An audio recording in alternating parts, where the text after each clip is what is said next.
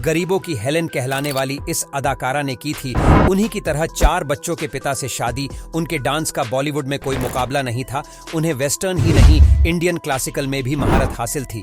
उनके classical dance number को international library में आज भी रेफरेंस के तौर पर रखा गया है। लेकिन क्या आप जानते हैं, भारतीय डांस में पारंगत यह अदाकारा धर्म से पारसी थी। क्या आप सोच सकते हैं, वह बेहद दकियानूसी परिवार में पली बड़ी थी, जहां फिल्में देखने पर भी प्रतिबंध था। और क्या आप यकीन करेंगे, उन्होंने एक्टिंग की शुरुआत इस शर्त पर की थी कि उनके अपोजिट कभी कोई हीरो नहीं होगा, और उन्होंने बॉलीवुड के एक 4 बच्चों के एक्टर से शादी रचा ली थी। कौन थी वह अदाकारा? क्यों उन्हें उस जमाने की कैबरे डांसर हेलेन की बहन कहा जाता था? जानेंगे सब कुछ आज के वीडियो में। आज हम बात करने जा रहे हैं एक ऐसी अदाकारा की जिसने 19 साल की उम्र में अपना बॉलीवुड करियर शुरू किया था, और बॉलीवुड उन्हें मधुमती के नाम से जानता है, लेकिन उनका असली नाम हुटॉक्सी रिपोर्टर था, और वह एक पारसी परिवार से थी। जब उन्होंने वेस्टर्न डांस करना शुरू किया तो पूरे बॉलीवुड में टहलका मच गया। 30 मई 1941 को ठाणे के एक रईस पारसी परिवार में हुटॉक्सी का जन्म हुआ था।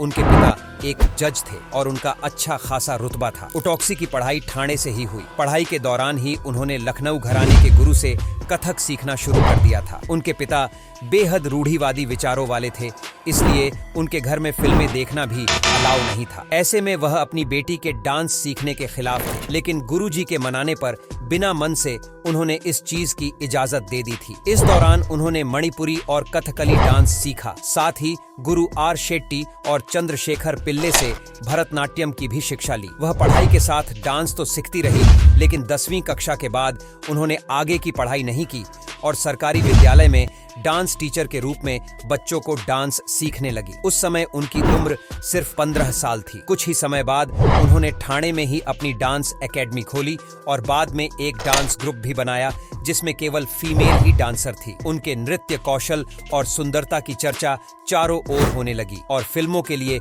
उन्हें ऑफर आने लगे। एक तरफ उनकी डांस अकादमी तो चल रही थी, इसके साथ ही वह लगातार स्टेज शो भी कर रही थी। स्टेज शो के जरिए उन्होंने बहुत ही कम समय में एक बेहतरीन डांसर की पहचान बना ली थी। डायरेक्टर धीरूभाई देसाई ऐसे ही स्टेज शो के दौरान उनके डांस को देखकर इम्प्रेस हुए और फिल्म हरिश्चंद्र में उन्हें डांस का ऑफर दे दिया। पहले तो हुटॉक्सी के पिता ने उन्हें फिल्मों में जाने के लिए मना कर दिया। वो भी फिल्मों में नहीं, बल्कि डांस की दुनिया में ही करियर बनाना चाहती थी। लेकिन धीरूभाई के समझाने पर उनके पिता किसी तरह राजी हुए। पिता ने इस बात पर इजाजत दी कि वह सिर्फ डांस के ऑफर को ही स्वीकार करेंगी और कोई नहीं। फिल्म हरिश्चंद्र साल 1958 में रिलीज हुई।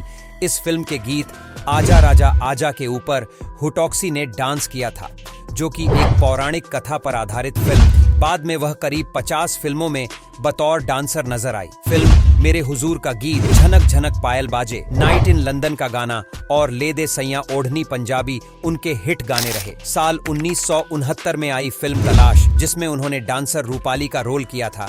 यह फिल्म इंटरनेशनल फिल्म फेस्टिवल में भेजी गई थी, जहां पर मधुमती पर फिल्माए गए डांस वाले रील को आज भी लाइब्रेरी में रेफरेंस के तौर पर रखा हुआ है। यह गाना था तेरे नैना तलाश करें जिसे। हुटॉक्सी लगातार सफलता की सीढ़ियां चढ़ रही थी। फिल्म झुक गया, आसमान का गाना, किसी पर जान देते हो, या शतरंज का गाना, जंगल में मोर नाचा किसने देखा, शिकारी का मांगी है दुआएं, हमने सनम और पगला कही का, वही जब याद किसी की आती है। फिल्म का गाना इश्क दौलत से खरीदा नहीं जाता, और सुपरहिट फिल्म यह रात फिर ना आएगी का गाना, हुजूरे वाला जो हो इजाजत। सभी गानों में उन्होंने बेहतरीन डांस किया और गाने सुपरहिट रहे। आगे चलकर भी उन्होंने कई गानों में बेहतरीन डांस किया जो लोगों की जुबान पर चढ़ गए थे। उसके बाद वह वक्त भी आया जब हुटॉक्सी फिल्मों में उन्हें एक्टिंग के ऑफर मिलने लगे। उन्होंने अपने करियर की शुरुआत जमीन के तारे से बतौर एक्टर के रूप में की थी। 1960 में यह फिल्म रिलीज हुई थी, लेकिन एक बार फिर उनके लिए दुविधा वाली स्थिति थी।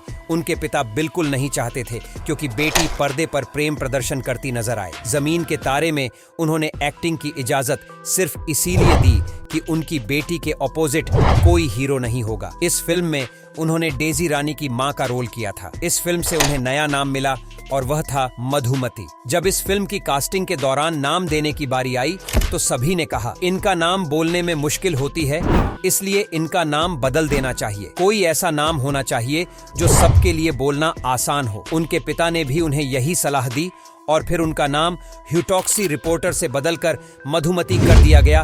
उन्हें यह नाम चंदूलाल शाह ने दिया था। इस फिल्म के बाद वह नजर आई हम भी इंसान हैं। इसमें भी उनके अपोजिट कोई हीरो नहीं था। 60 के दशक की शुरुआत में मधुमती ने मशहूर पंजाबी भांगड़ा डांसर मनोहर दीपक के साथ मिलकर मधुमती मनोहर दीपक डांस ग्रुप बनाया। मधुमती ने 35 सदस्यों के इस ग्रुप के साथ देश विदेश में कई स्टेज शो किए। मनोहर दीपक डांस में इतने माहिर थे कि राज कपूर ने उन्हें अपनी फिल्म के गाने के लिए स्पेशली पंजाब से मुंबई बुलाया था ताकि उनके ऊपर वह पंजाबी भांगड़ा गाना फिल्माया जा सके। इसके बाद मनोहर और उनके ग्रुप ने B.R. चोपड़ा की फिल्म नया दौर में यह देश है वीर जवानों का गाने में डांस किया। फिल्म और इसके गाने अच्छे खासे सफल रहे थे। मधुमती बताती है कि मनोहर दीपक की पत्नी गुजरी तो उनके डांस ग्रुप के साथ साथ मुझे उनके 4 छोटे बच्चों की देखभाल भी करनी पड़ी। चारों बच्चे मेरे साथ इतना हिल मिल गए थे कि साल 1965 में मुझे अपनी करीबी मित्र एक्ट्रेस नरगिस के कहने पर